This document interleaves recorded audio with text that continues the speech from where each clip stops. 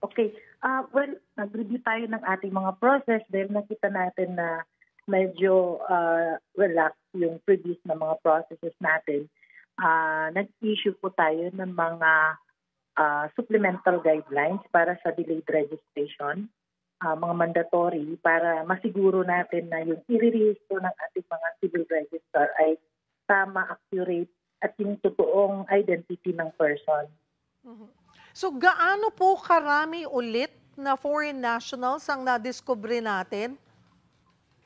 Well, sa ngayon, Cheryl, nasa more than 1,500 plus na po yung na-discover po natin na mga irregular na na-register sa ating mga civil registers gamit yung process ng delayed registration.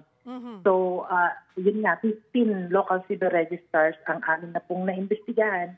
At ang mga ito ay bilang administrative process po namin ay file na po kami ng blocking sa aming system para hindi na po sila makakuha ng kopya. But nag-coordinate na rin po tayo sa Office of the Solicitor General para sa cancellation po ng kanilang mga birth certificate. Okay, 15 registrars pa lamang po ang ating nadidiscover. So ongoing pa rin po ba yung pag-check? Ongoing po, ongoing yung ating checking kasama po, interagency po ito. No? Nakaka-receive tayo ng mga validation or verification reports mula sa iba't ibang ahensya. Kasama dito yung BFA, yung NBI, yung Bureau of Immigration at iba pa. So ito ay sinusundan po natin at nagkakandak po kami ng mga fact-finding investigation. So yung 18 na Certificate of Live Birth ng mga foreign national, ito po yung na-endorse na po natin sa OSG para sa cancellation ng kanilang record sa korte.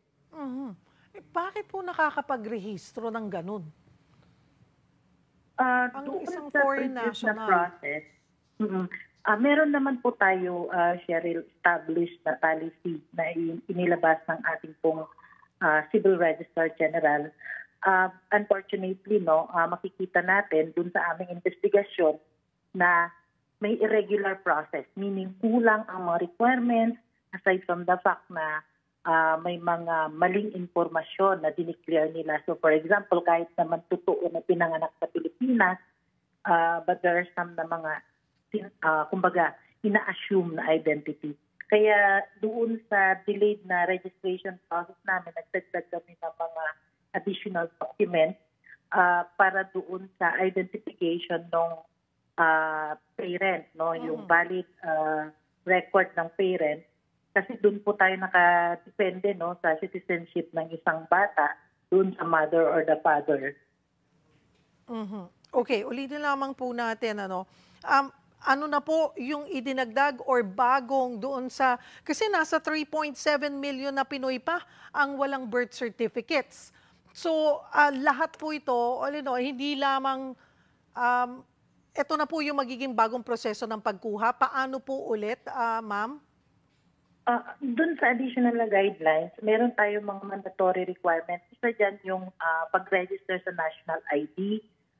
Dahil kinukuha po natin dito yung mga biometrics, at saka yung mga iris aside from demographic. So, minandatory na natin yan sa ating mga kapwa-Pilipino. And yung binanggit ko kanina na dalawang documentary evidence about the identity ng parents. Of course, yung personal appearance, napaka-importante, Cheryl, kasi before, inaalaw kasi yung authorized representative.